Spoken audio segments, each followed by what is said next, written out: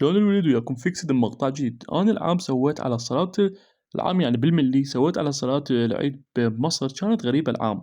بس هاي السنة وأنا أقلب شو طلعت قدامي الصلاة هاي السنة صارت بعد أغرب وأغرب. فما أدري شنو دا يصير، إيش معقولة من مصر هيجي صايري. إنه هو مو دخل إنه شرط إنه يوم مصر لا، لكن هم مصر هواي فما عندهم مكان فيحطوه هيك شامع عامي، فأكيد راح يصير هيجي سوالف. فخلينا نشوف اليوم أغرب الأشياء اللي صارت بهالصلاة بصلاة العيد بمصر. قبل البداية لا تنسوا اللايك والاشتراك بالقناة وبس. خليكم ويا المقطع.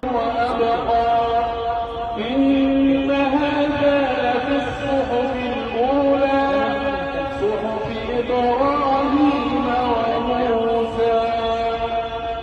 الله أكبر. هما الاثنين بيتكلموا مع بعض.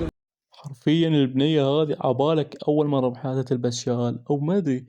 يعني غريبة هذا يقرأ وهو بدأ يعني خلص الركعة الأولى يعني قرأ قراءة كاملة وهي صافنة إنه تسوي بالشال مالتها ما أدري إيش تسوي. حرفيا شي غريب. بعدين ولا أنا ردفت أفتهم سالفة. اللي أعرفه إنه عندنا إحنا البنية لما تصلي قدام رجال تبطل صلاتها فلازم تصلي بوحدها. فشلون بنية تصفي شنو عفوا تصلي بصف رجال بالملي لا واقفة بصف رجال يعني. ما أدري شنو هالغرابة هذه يعني. معقول كل شيء عشوائي لازم تدخلوا عادي طبيعي يعني عندكم يصير ما أدري. المهم خلينا نشوف المقطع اللي وراه. الله الله الله الله الله الله الله الله الله الله الله الله الله. لا إله إلا الله، لا إله إلا الله، لا إله إلا الله. الله يخرب بيتك يا عنطة اللي بنت أبوك يا ابن الكلب. حوش كفاية كفاية بيه كفاية. ده بالمفتشر ده كل حاجة باينة. بطل كل حاجة باينة. الغرابة مو بس إنه مثلا يحجون يضحكون قول مثلا ذولي مو يم الصلاة ولا يم الدنيا فهيج عادي. حرفيا الباع اللي وراهم جاي يتأملون فوق بالسقف. الأشر هيك هاي تسوي نظريات إنه ركزوا عليهم انتم بربكم. ركزوا اللي وراهم البنيتي اللي وراهم. انا ما راح اطلع بتويتر ارجعوا يشوفون. حرفيا ما ادري وين صافين. ومو بس هيك المشكله وين. ذول اللي يحجون هنا ومصلين مثلا اللي قدام بس اليمهم المصلين دا يصلون قبل هيك شمال مو شمال شرق غربي من شي يسموه غرب جنوبي. المهم يعني هيك يعني على صفحه ودول يصلون هيك يعني كل واحد يصلي بصفحه. شنو السالفه يعني قبلتين ناس تصلي على القدس وناس تصلي على على مكه. حرفيا غباء ما ادري ايش دا يصير. كل شيء عجيب هالفيديو مستحيل يطلع شيء مو عجيب يعني. وبس يا شوف المقطع اللي ورا. إنهم يتبعون دينا جديدا فماذا نحن فاعلون؟ ماذا تريد أن تقول يا ابن أبي شفلحة؟ هل صبرت عن دين آلهتنا واتبعت الدين الجديد لأذبحنك ذبح البعير. بعير ايه؟ خسيت شلت يداك سكلتك بنت عمة أمة اللي جابت أمك. ها وين حجية. يا خاسة ولاك كانوا بنات صغار. انت شنو حجية شنو سالفتك انت واقفة صافنة ما ادري تريد تركة ما ادري شو تسوي. بنتها يمها ما ادري من هذا اليمها قاعدة ايش ترتب لها ترتب لها ابا الشال منه وهم بنتها شعرها طالع نصه.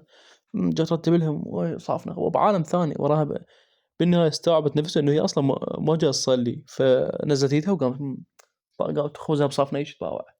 هذا اللي يمها رجال كلهم مو بس هي يعني حتى هواية مالي غادي ما واقفين. ما ادري شو السبب. شو عندكم لا تصلون ولا تروحون على هالزحمة الزايدة اللي مسويها والله.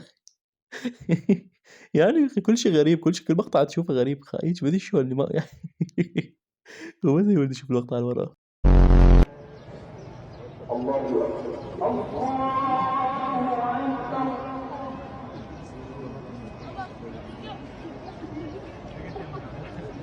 سمع الله لمن حمده ربنا ولك الحمد.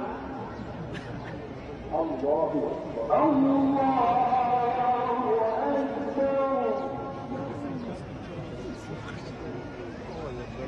أكبر الله أكبر. كمية الخبصة بهالفيديو عجيبة جدا. بعد بعد انت ما تدري يعني اللي ورا ذاك عد نفاخات دا يصلي والنفاخات شهادة بيده ما ادري ايش يسوي.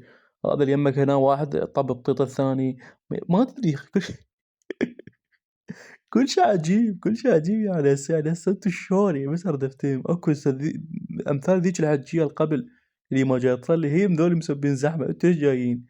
بعدين انتم ما اختاريتوا غير هالمكان هالقد حاشد هالقد بالالاف بهالمكان صغير وني قطز، ايش عندكم روحوا خذوا لكم مثلا جزيره مكان مفتوح حلو عينكم وتمد.